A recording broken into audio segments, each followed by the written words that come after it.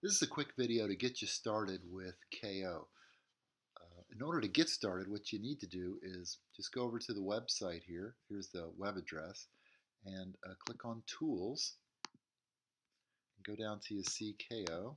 Click on that, and then you'll come to this section where you can download these three files. So download ko.f, that's the Fortran file, and then download ko.n, that's the input file, and then this jmovie file, that's the post-processing file.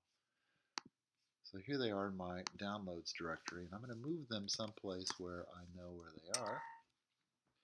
I'm going to go over to this terminal area. Now if I look here within the terminal, I can see I've got these three files. The first one is this Fortran file. This is my Fortran code, which is based on Wilkins' discretization of the Lagrangian equations for doing shock physics. I have a different tutorial on this that I'll post that you can look at, and it describes more of what's going on here. The next one is the input file, ko.in. And in this file, it basically lays out the geometry of the problem we're working on here. This is an aluminum flyer at 700 meters per second impacting a stationary aluminum flyer. I have another video dedicated to this where I go over the results here, but just for purposes of getting you started, let's focus on running this code. So now that we've got KO version 11, we need to compile it.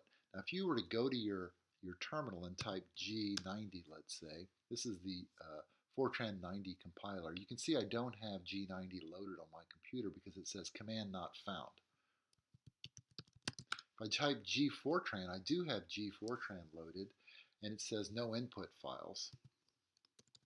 I don't have G77. So you can check to see if you've got one of these Fortran codes, which you'll need in order to run KO. If you don't have it, just surf on over to Google and type G-Fortran download and go to this GCC website here. This is the GNU website that maintains the open source Fortran. And then you can see you've got a variety of choices here: Windows, Mac, Linux. I'm going to click on the Mac version here. And you can install using these install packages like Homebrew or MacPorts or Fink. These are really nice because they search your computer for dependencies and load the dependencies that you'll need, i.e. the libraries that you'll need to run Fortran. So I would recommend just to get you started, the fastest way is to run one of these codes. All right, so I've got Fortran here. So I'm going to compile KO by using this compile command.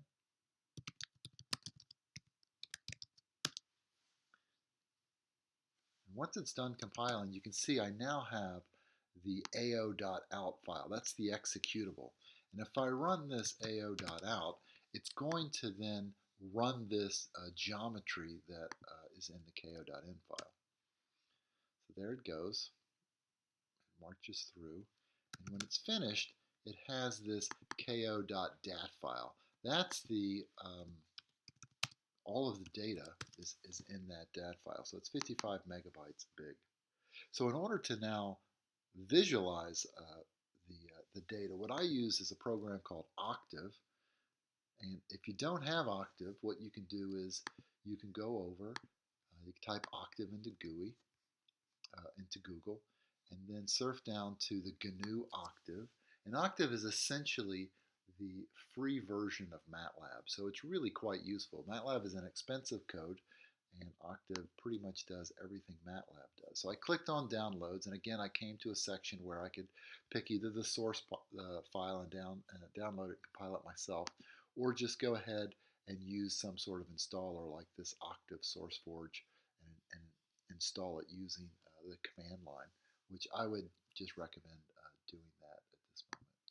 So I've got Octave installed, and now I'm going to load Octave or run Octave, and I'm going to use this no GUI flag because I prefer just the command line commands for Octave. So here it is, and now I'm going to load up the ko.dat file that I just generated. So this will take just a second, and while that's running, I opened in this other window this JMovie file. And what this is, it's just an M file. It's just a script file that I wrote that runs with either MATLAB or Octave. And it essentially is a visualization tool. I'll have another video on this. But basically, you can plot variables versus each other. So in this case, I'm going to plot 7. And 7 is the variable r, so that's the distance, the one-dimensional distance within KO, versus 20. And 20 is the XX stress, which is the dB torque stress minus the pressure. So if I just run JMovie on Octave,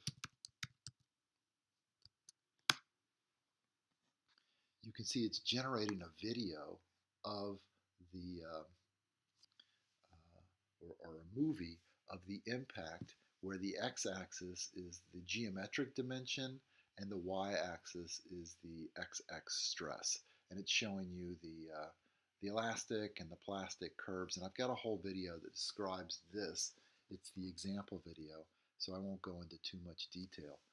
So that's it. I hope you were able to download this and get started. If you got any questions, feel free to email me and check out some of my other videos. All right, thanks.